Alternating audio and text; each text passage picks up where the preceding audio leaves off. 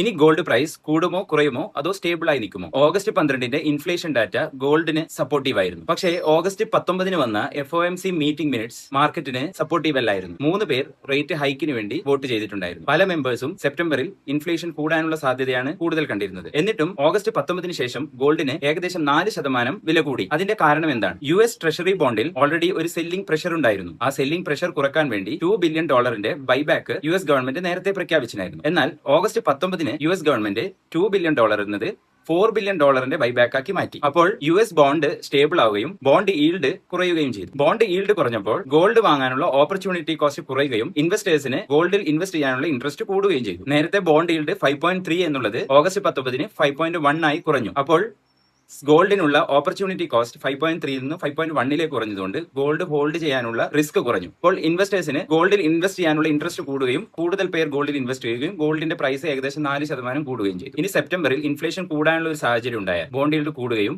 സ്വർണ്ണത്തിന് ഒരു selling pressure കൂടുകയും ചെയ്യും. ഇൻവെസ്റ്റേഴ്സ് സ്വർണ്ണം വിറ്റ് ബോണ്ടുകളിലേക്ക് ഇൻവെസ്റ്റ് ചെയ്യാൻ തുടങ്ങും. അപ്പോൾ സ്വർണ്ണത്തിന്റെ വില കുറയാനുള്ള ഒരു സാധ്യതയുണ്ട്. എന്നാൽ US ഇറാൻ വാർ പോലുള്ള സിറ്റുവേഷൻ വന്നാൽ, ജിയോ പൊളിറ്റിക്കൽ അൺസർട്ടനിറ്റി വന്നാൽ, ഒരു സേഫ് ആയിട്ടുള്ള ഇൻവെസ്റ്റ്മെന്റ് ആയിട്ട് ഗോൾഡിനെ കാണുകയും ഗോൾഡിന് സേഫ് ഹെവൻ ഡിമാൻഡ് കൂടുകയും ചെയ്താൽ ഗോൾഡിന്റെ പ്രൈസ് കൂടാനും സാധ്യതയുണ്ട്. അപ്പോൾ ഇനി നമ്മൾ നോക്കേണ്ടത് ഡോളറിന്റെ വാല്യൂഷനാണ്. ഡോളർ ഏകദേശം $100 മുകളിൽ, ഡോളർ ഇൻഡെക്സ് 100 മുകളിൽ പോയാൽ, അതുപോലെ തന്നെ ബോണ്ട് ഈൽഡ് 5.3 മുകളിലൊക്കെ പോയാൽ ഗോൾഡിന് ഒരു സെല്ലിംഗ് പ്രഷർ വരാനുള്ള സാധ്യതയുണ്ട്.